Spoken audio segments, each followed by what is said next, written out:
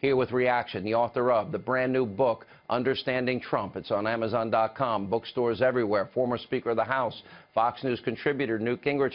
Look, there's been a long history. All right, we can argue, okay, we're not dueling in this country. And we went through the 60s in this period of horrible assassinations from Martin Luther King Jr. and Robert F. Kennedy, Malcolm X, Kent State, and all these other cases. But in my lifetime, there's never been anything like this. They will not accept this president as duly elected, and I don't think it stops at all. Your thoughts? Well, first of all, what you just did was pretty overpowering. That is a lot of material, and it's a lot of vivid proof where people are looking at the actual film. It's not, you know, you're not making anything up. You're sharing with them the film. So I do think that at a minimum, this resembles the late 60s, early 70s, the anti-Vietnam War period, the counterculture, the free speech movement, all those things that came together to create turmoil in that period. I think this is different. I think the frenzy on the left is deeper and more rabid than it was. I think that their strength in Hollywood and the newsroom and on campuses is bigger than it was. So it's a real fight. You know, but I was thinking at the very beginning, when you were describing the Washington Post story, it may be that the Deputy Attorney General now has a new assignment, which is to create a special counsel to look into leaks from the special counsel. You know, it's illegal to be leaking. Well, I'm just saying, if you look, I don't understand what Rosenstein's memo was supposed to tell us. Is he saying that the Washington Post lied, that that's not true, and if so, how does he know it? Does he say, well, they might be true, but don't pay attention to them? I didn't find his memo particularly enlightening. The Washington Post, once again, has an unnamed source who makes a series of allegations which may be true.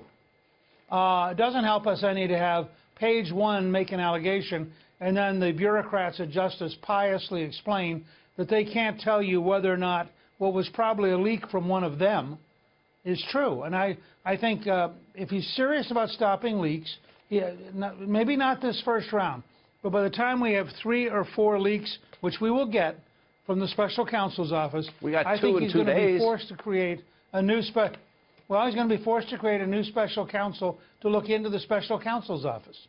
But think of what the president tweeted out today. I'm being investigated for firing the FBI director by the man who told me to fire the FBI director in great specificity and detail in a strongly worded, two and a half page statement. That's insanity to me. Look, I don't blame Trump for being, well, it is insanity, and I don't blame Trump for being frustrated, although I think he'd be better off to shift gears and go to a much more positive series of tweets, because they're doing so many good things nobody's learning about, because the left is effectively getting them sucked into this fight where all they talk about all day, every day is junk. And despite all that, by the way, Trump is still today was at 41% approval, despite an unending barrage of 6 months by the way, one poll of lies at 50, and smears and innuendo. That's right. Yeah. But my point is, what do you make of this assassination attempt targeting Republicans this week? Well, I think you said it right. First of all, when you have an individual act like that, it's the responsibility of the individual. He was guilty, and I think that we should focus on him. The background noise effect is scary. The number of people willing to, it goes all the way back to your showing Madonna. I had forgotten. I thought she said she dreamed of bombing the White House. She actually talks about, I think, how she thought about blowing up the White House, which normally, by the way, would be considered a crime. We were very strict about protecting the presidency, no matter who you are. Imagine in 2010 with the Tea Party movement, if a Tea Party movement person had talked about blowing up the White House with Barack Obama in it. I mean, the national media would have gone crazy. We got to take a break. There's one metric out, over 12,000 times at least on Twitter, talking about assassinating our president. All right, we'll have much more.